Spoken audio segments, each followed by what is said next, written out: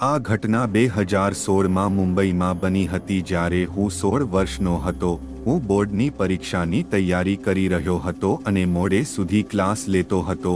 એકવાર હું ખૂબ મોડો થયો અને રાત્રે 10:30 વાગ્યાની આસપાસ વર્ગમાંથી બહાર નીકળ્યો. આમ મારા ઘરે પહોંચવા માટે બે રસ્તા હતા. એક લાંબો રસ્તો હતો જે ઘરે પહોંચવામાં લગભગ 45 મિનિટ જેટલો સમય લાગતો હતો અને બીજો ટૂંકો રસ્તો હતો પણ સાંજ પછી તે નિર્જન થઈ ગયો હતો. મને પહેલેથી જ મોડું થઈ ગયું હતું અને ભૂખ પણ લાગી હોવાથી મેં ટૂંકો રસ્તો લેવાનું નક્કી કર્યું. તે રસ્તે મારે મારા ઘર સુધી પહોંચવા માટે એક રેલવે ટ્રેક ક્રોસ કરવો પડ્યો હતો અને પછી લગભગ 2 કિમી ચાલીને રસ્તામાં એક નિર્જન હોસ્પિટલ પણ ક્રોસ કરવી પડી હતી. તે દિવસે હવામાન ખુશનુમા હતું અને જ્યારે મેં મારા ઇયરફોન લગાવ્યા અને ચાલવાનું શરૂ કર્યું ત્યારે હું સારા મૂડમાં હતો. હું તે હોસ્પિટલ પહોંચ્યો ત્યાં સુધી બધું સામાન્ય હતું. જ્યારે હું ત્યાં પહોંચ્યો ત્યારે અચાનક હવા ઠંડી થવા લાગી અને મારા વાળ ઉડવા લાગ્યા.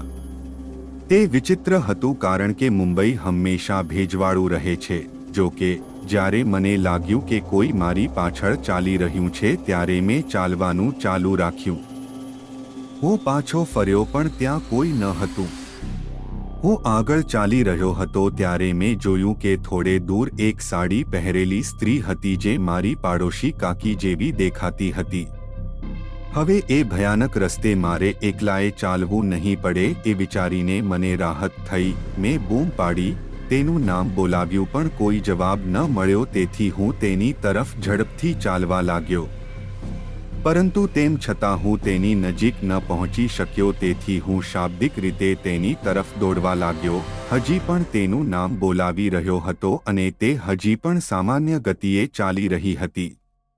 પણ કોઈક રીતે અમારી વચ્ચેનું અંતર યથાવત રહ્યું. હું સમજી શકતો ન હતો કે શું થઈ રહ્યું છે તેથી હું અટકી ગયો અને સમજવાનો પ્રયત્ન કર્યો કે હું ખરેખર કોનો પીછો કરી રહ્યો હતો. હું તેની તરફ જોતો રહ્યો અને થોડીવારમાં તે હવામાં અદૃશ્ય થઈ ગઈ. ધ્યાનમાં રાખો કે ઓછામાં ઓછો 1 કિમી સુધી રસ્તો એકદમ સીધો હતો અને છુપાઈ જવાની કોઈ જગ્યા નહોતી.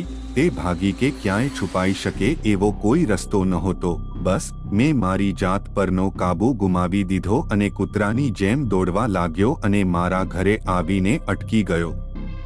હું એટલો ડરી ગયો કે મને તાવ આવ્યો જે 1 અઠવાડિયા સુધી ચાલ્યો. બીજે દિવસે મેં મારા પરિવારને બધું કહ્યું પણ તેઓએ મારી વાત માની નહીં અને મને અભ્યાસમાંથી થોડો આરામ કરવો જોઈએ અને હું વસ્તુઓની કલ્પના કરી રહ્યો છું તેમ કહીને વાત છોડી દીધી.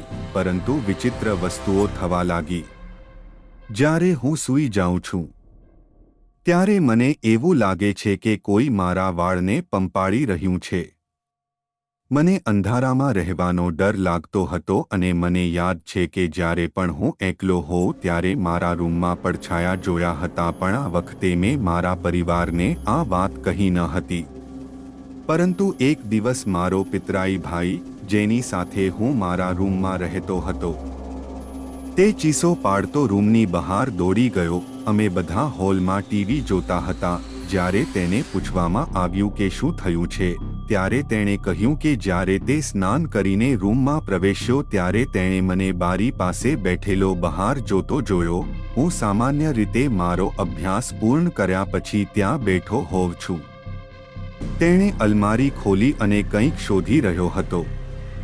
જ્યારે તેણે મને પૂછવાનો પ્રયત્ન કર્યો કે મેં જોયું કે તે શું શોધી રહ્યો હતો, મારા તરફથી કોઈ જવાબ ન મળતા તેણે બારી તરફ જોયું. ત્યાં લાંબા વાળવાળો એક કાળો પડછાયો લટકતો હતો. હું હજી હોલમાં જ હતો અને બધા ટેલિવિઝન જોઈ રહ્યા હતા. તેમની વાત સાંભળ્યા પછી મેં તેમને 1 અઠવાડિયાથી જે સમસ્યાનો સામનો કરી રહ્યો હતો તે વિશે જણાવ્યું. હવે પરિવારને ખાતરી થઈ ગઈ કે ખરેખર કંઈક ખોટું છે અને તેઓ મને પવિત્ર સ્થાને લઈ ગયા. ત્યાં અમે એક વ્યક્તિને મળ્યા જે આવા કેસ ઉકેલે છે. તેણે મારા પર મંત્રોચ્ચાર કર્યા અને મારા વડીલોને કહ્યું કે મને તે ઘરમાં ક્યારે એકલો ન રહેવા દો અને મને કડક શબ્દોમાં કહ્યું કે તે ક્યારે એ રસ્તે ના જા. તેઓએ મને કારણ જણાવ્યું ન હતું કારણ કે તેઓ માનતા હતા કે હું જાણવા માટે ખૂબ નાનો છું. જો કે વસ્તુઓ ફરીથી પહેલા જેવી થઈ નહીં અને અમે 3 થી 4 મહિના પછી તે ઘર છોડી દીધું. તો મિત્રો, જો તમને આ વાર્તા પસંદ આવી હોય તો વિડિયો લાઈક કરો, શેર કરો અને મારી YouTube ચેનલને સબસ્ક્રાઇબ કરો. અને તમને આ વાર્તા કેવી લાગી તે અમને કોમેન્ટ કરીને જણાવો. અને જો તમે પણ આ ચેનલ પર તમારી વાર્તા કહેવા માંગતા હોવ તો કોમેન્ટ કરો. હું આ ચેનલ પર તમારી વાર્તા કહીશ. તમને આગામી વિડીયોમાં મળીશું.